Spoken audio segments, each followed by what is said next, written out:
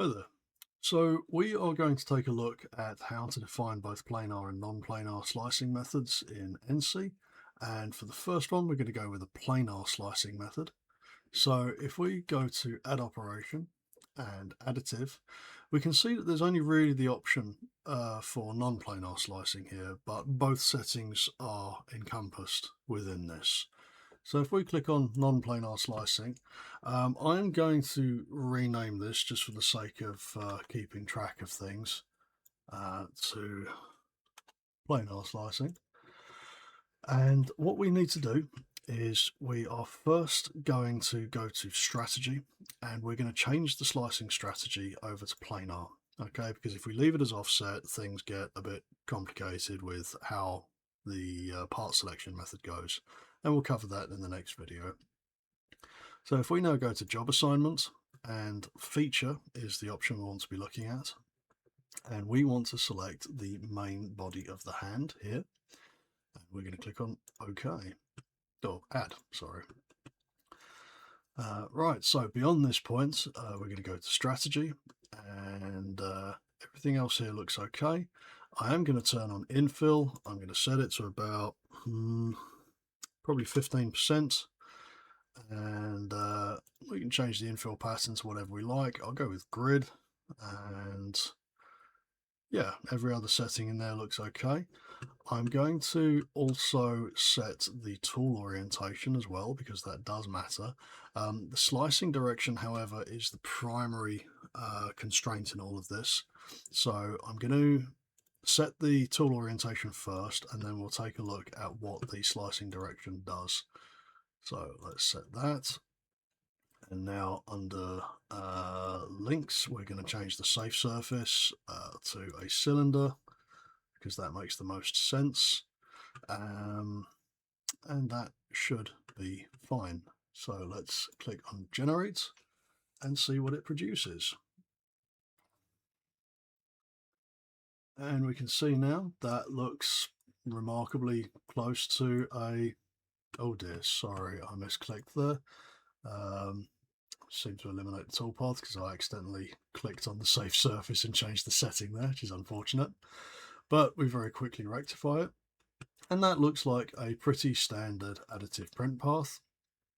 So just get back into setup to make sure I don't do that again by accident. I'm going to simulate this now quickly just so we can see what we're dealing with.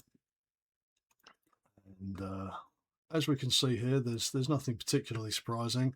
If you've ever seen a 3D printer at work, this should be, well, this should be pretty much day to day for you then. It's just producing a very, very simple additive path and doing so rather neatly.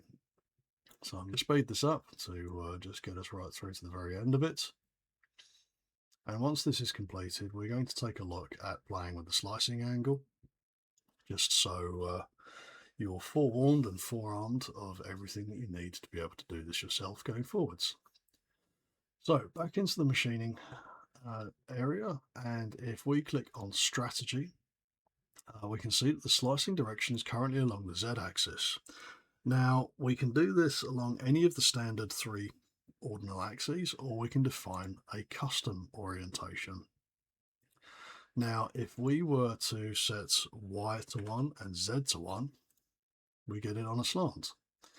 So let's go one further and set X to 1 as well, so the whole thing's on a compound angle, and that's the plane that we're looking at. Now due to the orientation, it may not produce a clean toolpath without some serious debugging, but for the moment this is purely for the sake of illustration. Any issues that come up will be as a result of direct access and reach, not as a result of the software being difficult. One thing that is worth noting as well is that you will have to think extra hard about things like managing collisions, especially against any kind of work surface that this is mounted on. Obviously, everyone's print head is going to be slightly different. I'm just using a MIG welding head at this point. But if you do not account for that, then you're going to be dealing with an awful lot of collisions and errors coming up. So do be aware. But for the sake of demonstration here, if we just reset this And yeah, as I can see, we've had a couple of little red flashes on here where the tool head has hit the turntable, exactly as expected.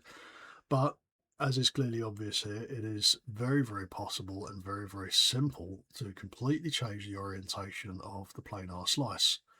So this gives you an awful lot more freedom to be able to print much more complicated forms.